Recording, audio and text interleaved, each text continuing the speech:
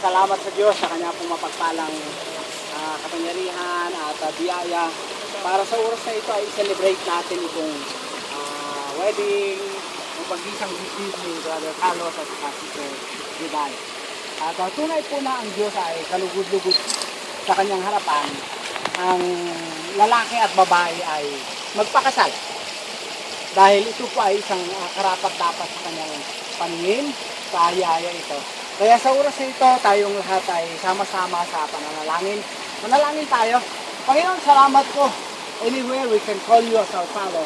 At tunay o Diyos na ikaw sa nakikinig po sa amin. Sa oras na ito, Panginoon, this is a memorable day between Carlos and Judy Ann. And we thank you, Lord God, sa iyong pagpapala. Lalong-lalo, Panginoong Diyos, na kami po ay magiging saksi sa kasalang ito, sa pag-isang dibdib po nila. And we thank you that your presence is here. We recognize your presence, we recognize your Holy Spirit, we recognize the Son who are dwelling in this place, Lord God. At tunay po, Panginoon, na ikaw ang siyang nanguna sa gawain ito. We thank you, and bless mo po itong gawain na ito. It is for your glory, it is for the benefit of your people. In the name of Jesus. Amen. Amen. Now, ang pag-aasawa ay, again, kalooban ng Panginoon. At ito ay para sa lalaki at babae na mayroong legal na edad at mayroong tamang pag-iisip at pag-uusap. Yan, hindi yung doon sa sinasabing, gusto ko lang eh. Hindi. And one time nanonood ako ng TV doon sa controversial. Yung mga apat na bakla na ipinipilit na bigyan daw sila ng karapatan na mag-asawa bilang mga lalaki at lalaki. Sabi ko, meron pa namang isang pari doon, isang pastor, isang attorney, at isang socialite na bakla. Puro bakla yung apat na yun.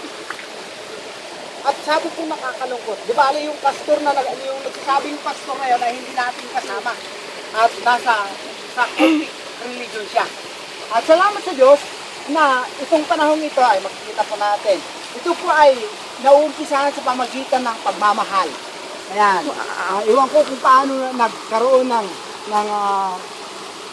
pagmamahalan si Brother Carlos at Sister Juday. Iwan ko, yun ay kanilang love history.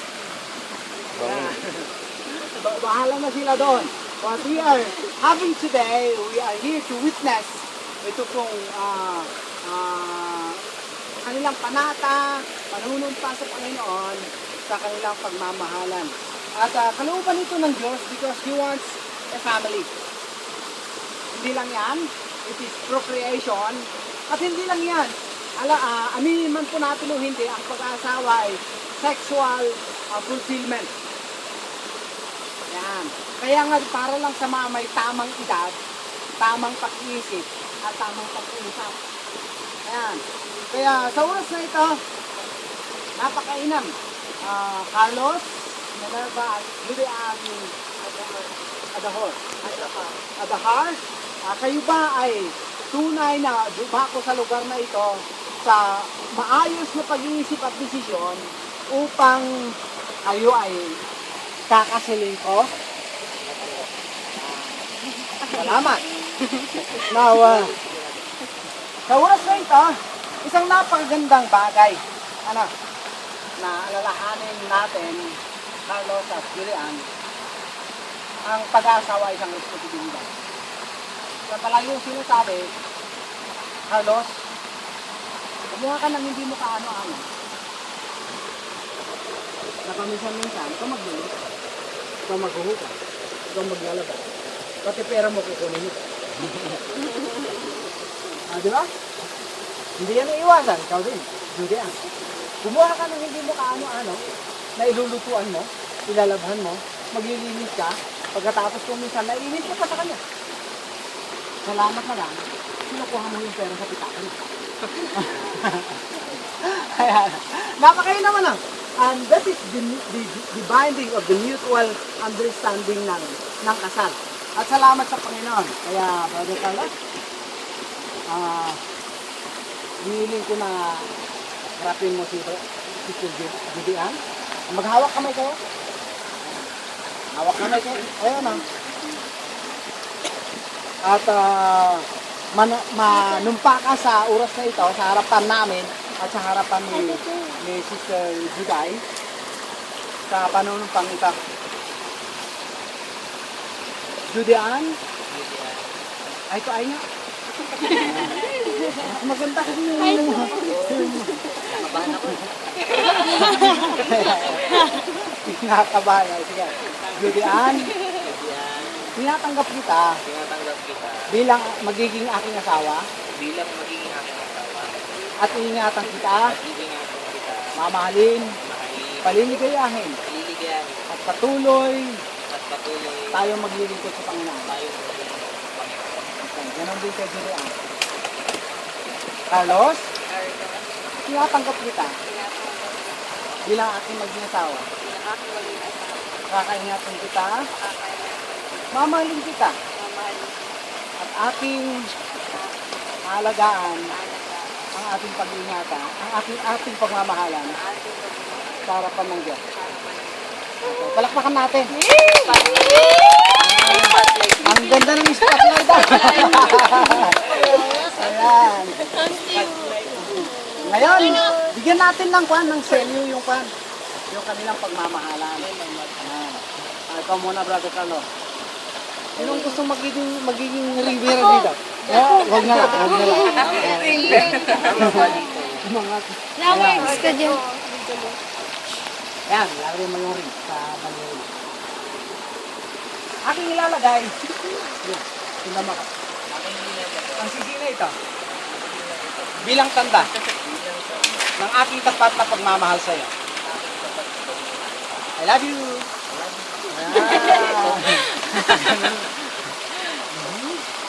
Sige, Juday. Aking ilalagay ang sisina ito. Bilang tanda ng aking tapat na pagmamahal sa iyo. I love you. Yan. Pati langit, tuwang-tuwa. Humipikit. Yan. At salamat sa Diyos. Now, tinanggap ninyo ang sisig. Kunin mo na pa ganyan. Ang sisig ninyo ay binawasak sa mineral, sa metal. Hindi galing sa bato, o ay hindi nang galing sa kahoy. Kundi yan ay metal. Silver man yan, but napakahirap kung kunin ang sila. Napakahirap. At nawa ang iyong pagmamahalan ay laging kumikinang. Yan, kumikinang sa bawat araw. Na nagbibigay pahiwatig na si Juday ay pag-aari ni Carlos. At si Carlos ay pag-aari ni Juday. Yan ang simbolo niyan. At napakainam na maraman po ninyo yan. At hindi lamang yan ay bilog. Circle, ika nga. Walang, kung minsan kapag tayo nag-drawing ng circle, may umpisa na. Then, kinakalang idugtong mo doon siya. And then, mula doon, parang nawawala yung beginning. Nawawala yung ending. Which means, yung pagmamahalan sana ninyo at nawa ay magiging an ending lang. Kaya nga, palagi natin sinasabi, tell death, do us part. Hindi tell death, I will depart. Hindi. Yan ang napakainam natin ng po natin yan. At nilalagay yan sa ikaapat na daliri. Dahilan is, dito kasi nila naliliwin talaga. Kaya makikita natin, which means authority. Na si Carlos ay may authority kay Juday. Ganun din siya kay Juday may authority. Ownership. Yan, para mas maganda yung dating. Ownership. Ayan. Kaya salamat sa Diyos sa oras na ito. At tunay na nawa ang mga simbolong yan, hindi dyan nakabase yung pagmamahalan ninyo, kundi sa puso ninyo ay palagi ang itinitintig o ang kanyang sinisigaw ay ang bawat isa sa inyo. At salamat sa Diyos, pagpalain kayo ng Panginoon sa mga bagay na yan. Meron tayong coin. Yung mga coin nyo, isabog na lang niya. Wala tayong mga simbolo siya, no? And then, ang Biblia, nagdala ko ng Bible. Meron ako sa yung Bible dyan. Kung minsan, dyan ako nag-aaral ng mga sermon ko, dyan ako nagmimili-mili. At Kayo ay mga born again Christians. Kayo ay mga kasama natin sa church, member natin sa church. At ako naniniwala na ang dapat pamuhayan natin Biblia. Dahil ito ang katotohanan. Andito ang katotohanan, ito ang katotohanan. At buhay natin ay dapat sa katotohanan. At I believe na ang salita ng Diyos ang siyang magbibigay ng sapat na pagtuturo sa bawat isa sa atin. Kagaya ng sinabi ni Apostol Pablo dito sa aklat ng Efeso, Kapitulo 5, na ang advice nito, wives, submit to your own husband. Buday, magsabot ka kay Carlos, ha? Ang submission na ito ay hindi ibig sabihin na ito ay mas mababa. It is a respect. Kinakailangan magkaroon ka ng mutual respect to one another. May mga time na yung prinsipyo mo ay mas tama kay Carlos. Pero kinakailangan ka mag-submit ka rin. May mga time na yung pananaw mo ay mas tama kay Carlos. Pero dapat mag-submit ka rin. At sabihin mo, Carl, o kaya, sweetheart, or honey, sweetie, o ano pa?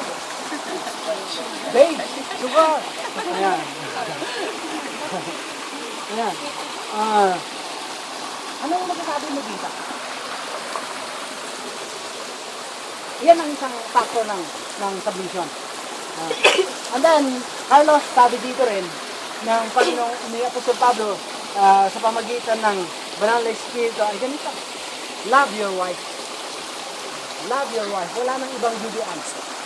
Yung judian, santos na yun. Parang ikaw nyo. Wala nang ibang judian. Kaya, siyang mamahalin mo. Jasper, bababalaw, doon ka muna. Para yung picture taking, ang ganda ng ground nila, gawin mo. Ayan. Love your wife. Napit kayo dito. Dito. Parang huwag kayo masyadong pinaparusahan. Ayan. At dahil hindi lang yan. Yung willingness mo para mag-sacrifice, para kay Julian, sinakailangan mo. Dahil una, ganito, si Jesus Christ nag-sacrifice para sa church. And husband should sacrifice for their wife. Ayan. Kaya kung minsan, kami mga lalaki na may asawa, talagang napakatinding sakripisyo. At on the other hand, ganun din po sa mga asawang babae. At salamat sa Panginoon sa pagpapala sa inyo ng Diyos. Sigurado ko po, bibiyaan kayo ng maayos na trabaho, pagpapalain mga kahawakan yung mga bagay, negosyo, ano pa man. And God has given us the ability na sa paglilingkod natin sa Panginoon, as we seek first His kingdom and His righteousness, all these things will be added unto us. Ano? And unto you. Yan. Kaya salamat sa oras na ito. Mag-pray tayo lahat.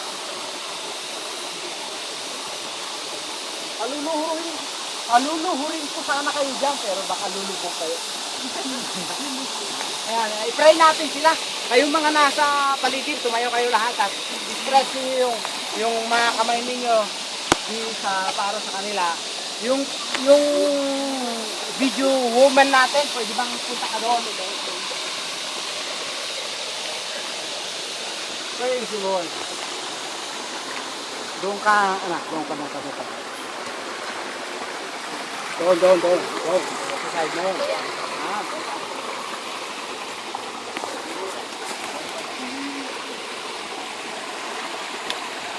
Okay? Yes.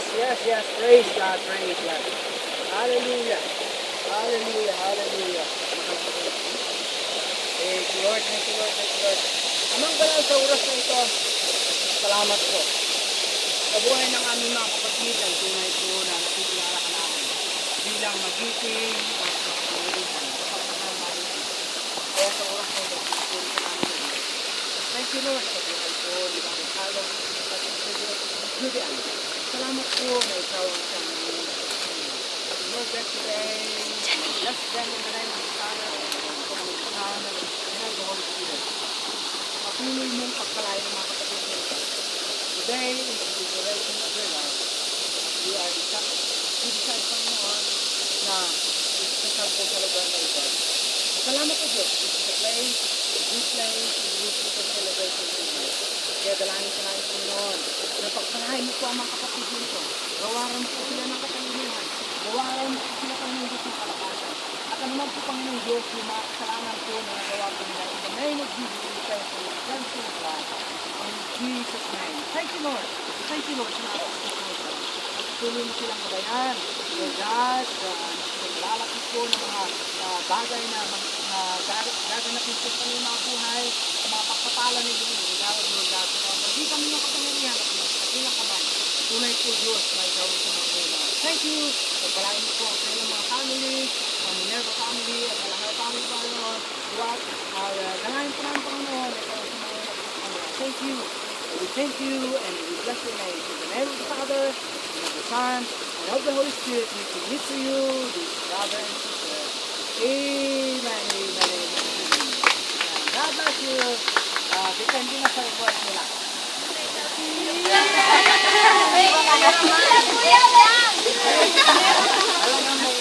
Meron pag harap, meron.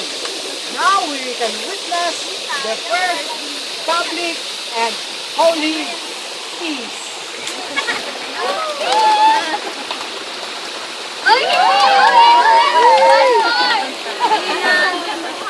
Tapos na.